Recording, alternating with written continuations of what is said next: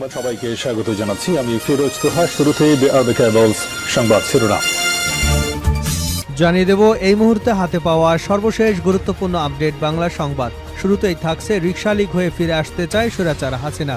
রাজধানীর বিভিন্ন সড়কে বৃহস্পতিবার সকাল থেকে বিক্ষোভ করে যান চলাচল বন্ধ করে দেন ব্যাটারি চালিত অটোরিকশা চালকরা। পরে তারা মহাখালীতে যান চলাচল বন্ধের পাশাপাশি রেল লাইনে বসে ট্রেন চলাচলও বন্ধ করে দেয়। এ অবস্থায় তাদেরকে ধাওয়া দিয়ে সরিয়ে দেয় সেনা সদস্যরা। বৃহস্পতিবার দুপুরে রেল ক্রসিং এলাকায় ঘটে এ ঘটনা।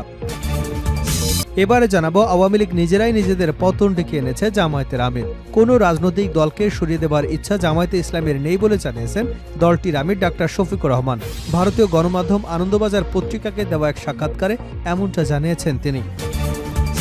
জানাবো, রবিবার নতুন নির্বাচন কমিশনের শপথ। সাবেক সচিব এএমএম নাসির উদ্দিনের নেতৃত্বে নতুন নির্বাচন কমিশন গঠিত হয়েছে।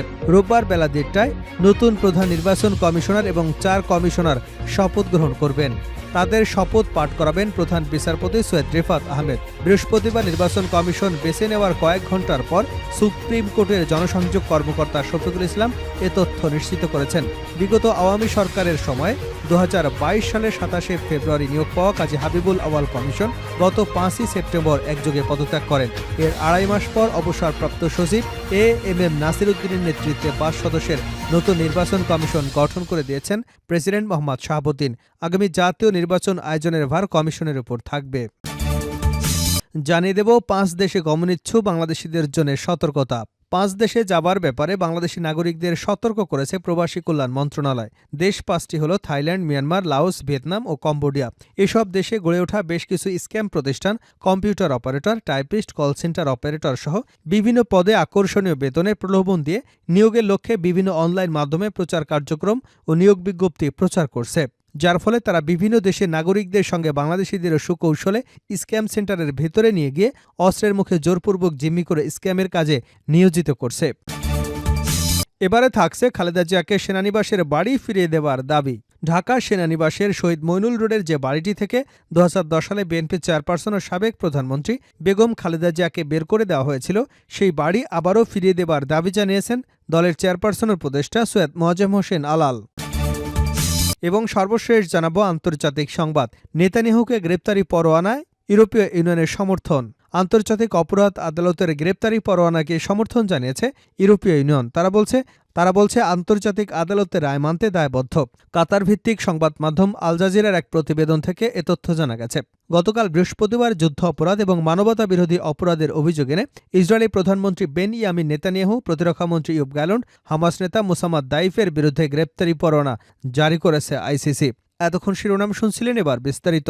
প্রিয় দর্শক, আপনি যদি এই চ্যানেলে নতুন হয়ে থাকেন, ভিডিওটি দেখতে দেখতে চ্যানেলটি সাবস্ক্রাইব করে আমাদের সঙ্গে থাকুন। আর এই ভিডিও সম্পর্কে আপনি আপনার মূল্যবান মতামতটি কমেন্ট বক্সে জানিয়ে দিন। আর হ্যাঁ প্রিয় দর্শক, জানিয়ে দিন ভিডিওটি কোথা থেকে দেখছেন। রিকশা লীগ হয়ে ফিরে আসতে চায় স্বৈরাচার হাসিনা। রাজধানীর বিভিন্ন সড়কে বৃহস্পতিবার সকাল থেকে বিক্ষোভ করে যান চলাচল বন্ধ করে দেন ব্যাটারি চালিত অটোরিকশা চালকরা। পরে তারা মহাখালীতে যান চলাচল বন্ধের পাশাপাশি রেল লাইনে বসে ট্রেন চলাচলও বন্ধ করে দেন। এ অবস্থায় তাদেরকে ধাওয়া দিয়ে সরিয়ে দেন সেনা সদস্যরা। দুপুরে মহাখালী রেল ক্রসিংয়ের এলাকায় ঘটে ঘটনা। পাল্টা জবাবে আন্দোলনকারীরাও ইটপাটকেল নিক্ষেপ করে। এ সময় সেনাবাহিনীর এসকেএস টাওয়ারে হামলা চালায় রিকশা চালকরা। এ নিয়ে সোশ্যাল মিডিয়ায় বেশ সরগরম। সবাই বলছে দ্রুতই হামলাকারীদের নিশ্চিহ্ন করতে দৃষ্টান্তমূলক শাস্তি দেওয়া হোক।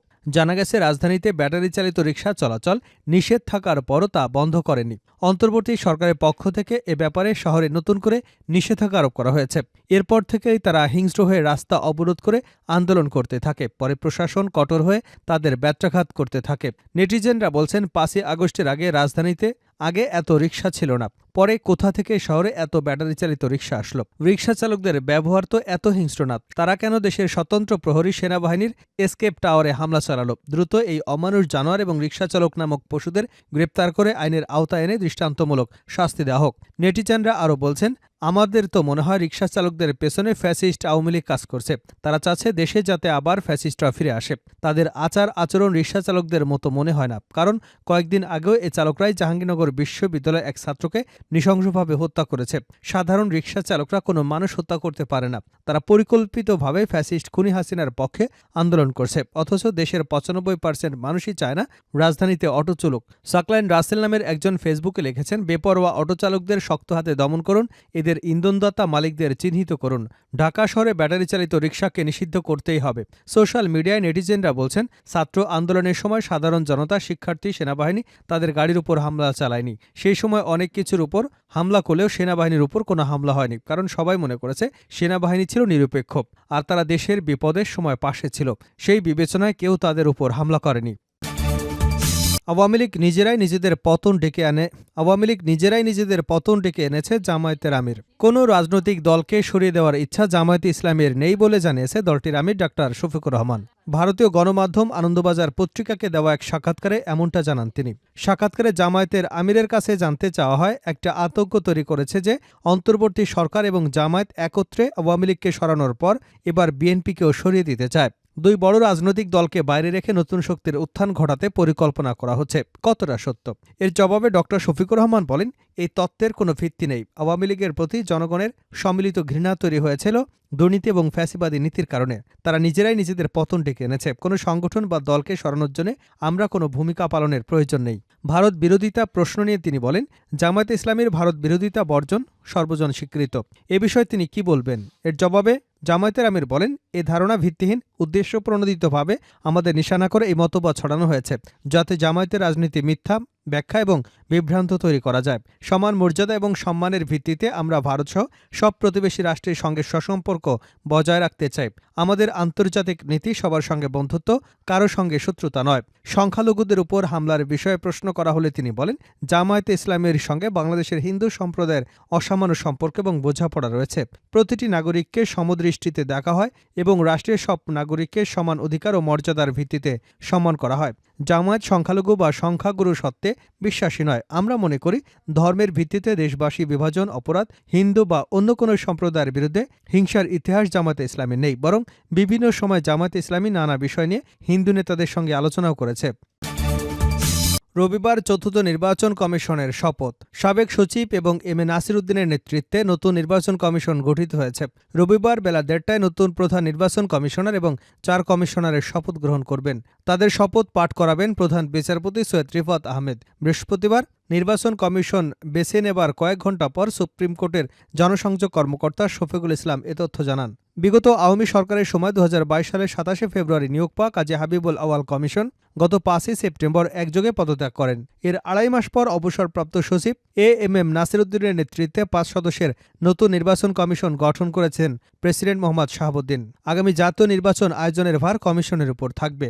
নতুন কমিশনে কমিশনার হিসেবে থাকছেন সাবেক অতিরিক্ত সচিব আনিরুল ইসলাম সরকার, সাবেক জেলা ও দায়রা জজ আব্দুর রহমান এল মাসুদ, সাবেক যুগ্ম সচিব বেগম তাহমিদা আহমেদ এবং অবসরপ্রাপ্ত ব্রিগেডিয়ার জেনারেল আবুল ফজল মোহাম্মদ সানাউল্লাহ। ৫ দেশে গমনিচ্ছুক বাংলাদেশিদের জন্য সতর্কতা। ৫ দেশে যাওয়ার ব্যাপারে বাংলাদেশি নাগরিকদের সতর্ক করেছে প্রবাসী কল্যাণ মন্ত্রণালয়। দেশ ৫টি হল থাইল্যান্ড, মিয়ানমার, লাওস, ভিয়েতনাম এবং কম্বোডিয়া। এসব দেশে গড়ে ওঠা বেশ কিছু স্ক্যাম প্রতিষ্ঠান computer operator, typist, call centre operator সহ বিভিন্ন পদে আকর্ষণীয় বেতনের প্রলোভন দিয়ে নিয়োগের লক্ষ্যে বিভিন্ন অনলাইন মাধ্যমের প্রচারণায় নিয়োগ বিজ্ঞপ্তি প্রচার করেছে, যার ফলে তারা বিভিন্ন দেশের নাগরিকদের সঙ্গে বাংলাদেশিদেরও সুকৌশলে স্ক্যাম সেন্টারের ভেতরে নিয়ে গিয়ে অস্ত্রের মুখে জোরপূর্বক জিম্মি করে স্ক্যামের কাজে নিয়োজিত করছে। ব্যাংকস্থ বাংলাদেশ দূতাবাস মিয়ানমার, কম্বোডিয়ার গড়ে ওঠা স্ক্যাম সেন্টারগুলো থেকে মুক্তিপ্রাপ্ত পালিয়ে আসা বেশ কিছু বাংলাদেশিকে এর মধ্যে দেশে ফেরত পাঠাতে সক্ষম হয়েছে। এ বিষয়ে সংশ্লিষ্ট সরকারগুলোকে প্রয়োজনীয় ব্যবস্থা গ্রহণের জন্য অনুরোধ করা হয়েছে। একই সঙ্গে বিদেশে চাকুরির উদ্দেশ্যে গমনিচ্ছুক বাংলাদেশিদের এসব দেশে কম্পিউটার পরিচালনা সংক্রান্ত চাকুরির প্রস্তাব পেলে অধিকতর সতর্কতা অবলম্বনের পরামর্শ দেওয়া হয়েছে।